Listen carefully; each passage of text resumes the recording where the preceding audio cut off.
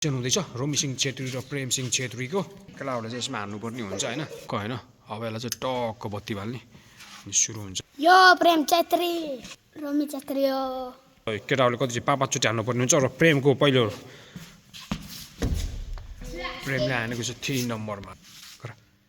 र यो अर्को सर्ट प्रेमको एक सर्ट भइसकेको छ र यहाँ अर्को आएको छ फेरि त्यसकै मुनिपट्टि हान्छ कान्छा यहाँ हान्नुपर्छ है बिचमा त्यता होइन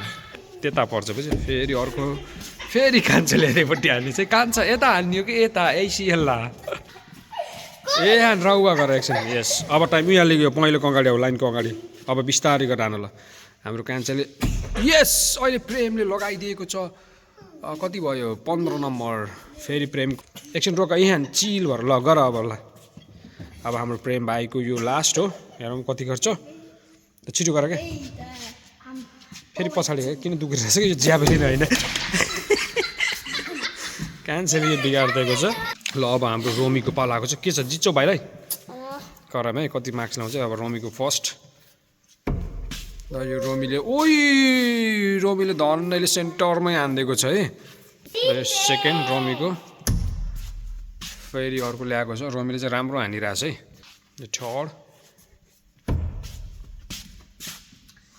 थर्ड पनि राम्रो हानेछ रोमीले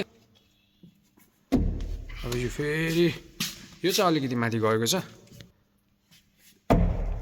यो पनि राम्रो हानेको छ रोमीले चाहिँ धेरै राम्रो हानेको छ धन्नै रातोमै हानिदिरहेको थियो ल रोमी र प्रेममा चाहिँ रोमीको राम्रो छ अब आउँछ बाबाको पालो है पालो आएको छ र अब टक्क यहाँबाट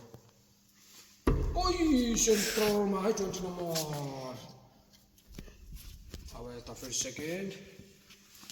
अलिकति माथि गएको छ धेरै माथि गयो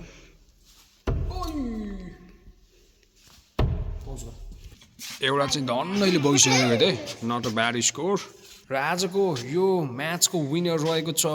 रोमी सिंह छेत्री र अर्को विनर रहेको छ प्रेम सिंह छेत्री